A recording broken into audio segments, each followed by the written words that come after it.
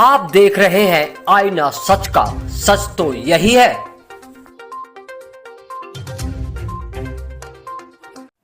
अमरोहा से हम आपको बड़ी खबर बता रहे हैं। उत्तर प्रदेश के अमरोहा जनपद के नौगांवा विधानसभा सीट से समाजवादी पार्टी और राष्ट्रीय लोकदल के गठबंधन के प्रत्याशी मौलाना जावेद आब्दी के समर्थन में किसान जनसभा को संबोधित करने के लिए समाजवादी पार्टी के नेता सांसद धर्मेंद्र यादव पहुंचे। उन्होंने गांव पपसरा में किसान जनसभा को संबोधित किया और किसानों को सपा की नीतियां गिनाई और कहा कि समाजवादी पार्टी के प्रत्याशी मौलाना जावेद आब्दी को जिताने का काम करें और समाजवादी पार्टी के नेता अखिलेश यादव के हाथों को मजबूत करें। आपको बता दें, गांव पपसरा में स्वर्गीय पूर्व कैबिनेट मंत्री चंद्रपाल सिंह के आवास पर पहुंचे समाजवादी पार्टी के नेता धर्मेंद्र यादव ने सबसे पहले चौधरी चंद्रपाल सिंह को श्रद्धांजलि अर्पित की। उसके बाद किसान जनसभा को संबोधित किया और भाजपा की योगी और मोदी सरकार पर हमलावर हुए। उन्होंने उपचुनाव के प्रत्याशी मौलाना जावेद आब्दी को नौगांवा सदर विधानसभा सीट से भारी मतों से विजय बनाने के लिए लोगों से कहा।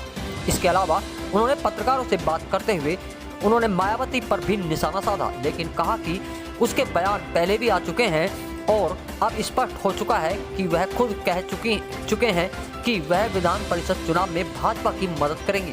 इसके अलावा उन्होंने उत्तर प्रदेश के मुख्यमंत्री योगी आदित्यनाथ के द्वारा जनसभा में मुजफ्फरनगर दंगे का हवाला देकर जाटों को चेताने का काम किया था, जिस पर उन्होंने कहा कि मुख्यमंत्री जी समाज को तोड़ने का काम कर रहे हैं और हम समाज को जोड़ने का काम कर रहे हैं। हमें विश्वास है कि समाज जोड़ने का काम करेगा।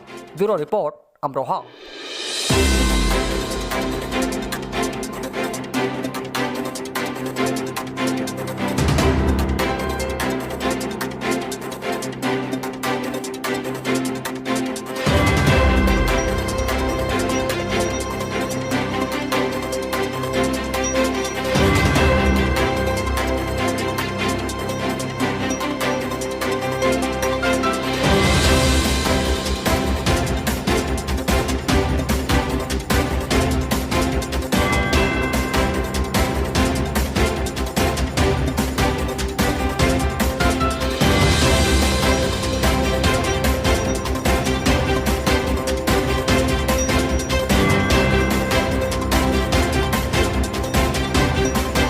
आदरणीय लाठर साहब बैठे, सभी हमारे मंचा सिंह पार्टी के साथियों और यहाँ के उपस्थित सम्मानित बुजुर्गों, नौजवान साथियों, सबसे पहले आज इस मौके पर मैं स्वर्गीय चंद्रपाल जी को हार्दिक श्रद्धा सुमन अर्पित करता हूँ।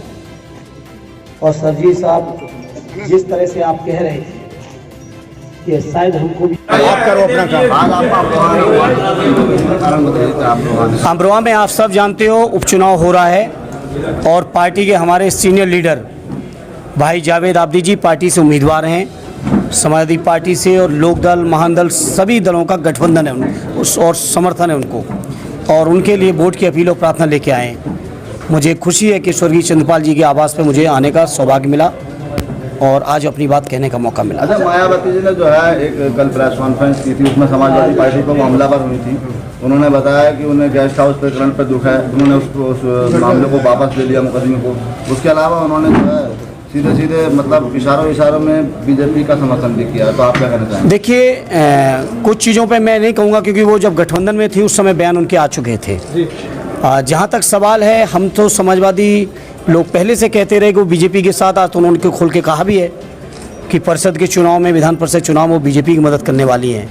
लेकिन समाजवादी लोगों की मदद जनता कर रही है और जनता के बीच हम लोग हैं, और जनता आने वाले 22 में माननीय अखिलेश जी को एक बार फिर उत्तर प्रदेश के अंदर मुख्यमंत्री बना के जो लोक कल्याणकारी योजनाएं थी उन योजनाओं को चलाने का काम करेगी। बसपा सुप्रीमो मायावती ने कहा है कि सपा से गठबंधन करना हमारी भूल थी, इस पर क्या कहेंगे?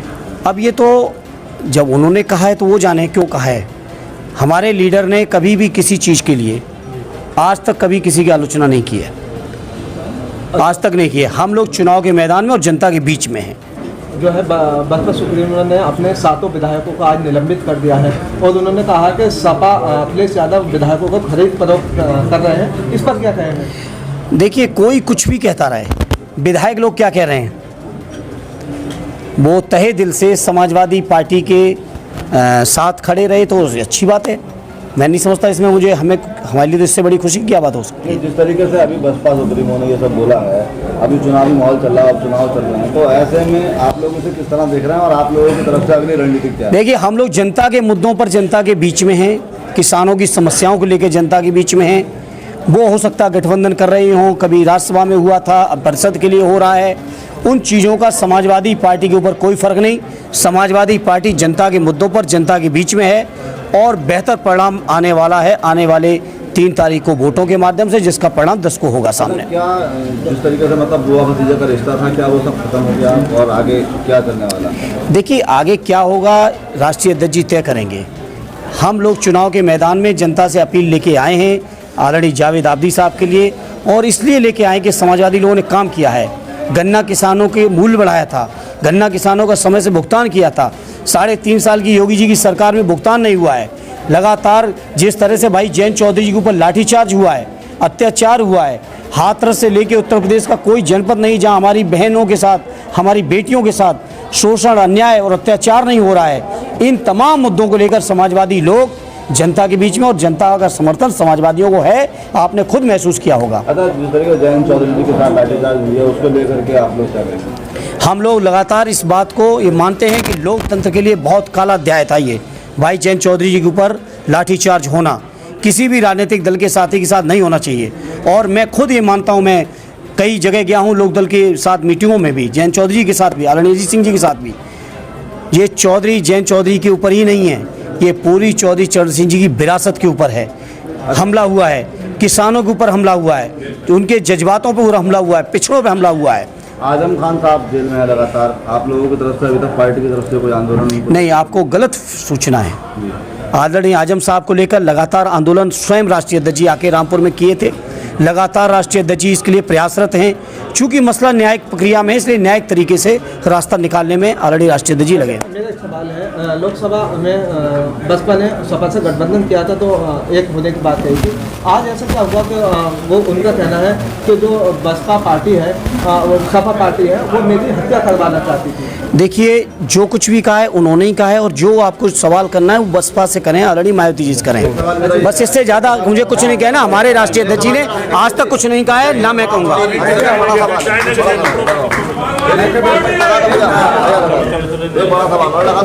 जल्दी बता दो, जल्दी। ये सवाल मेरा यह मुख्यमंत्री जी की जनसभा हुई थी, वो यहाँ पर सपा जो भाजपा प्रत्याशी करने के लिए जनसभा करने आए थे, वहाँ उन्होंने जो है मुजफ्फरनगर तक का याद दिलाया था और जाट जवासी को जो है देखिए, आदरणीय योगी जी के पास इसके अलावा कुछ है नहीं। हम समाजवादी लोग समाज को बनाने में लगे हैं और वो समाज को तोड़ने के लिए रात दिन कोशिश करते हैं, लेकिन जनता को सब कुछ पता है और जनता समाज जोड़ने का काम करेगी।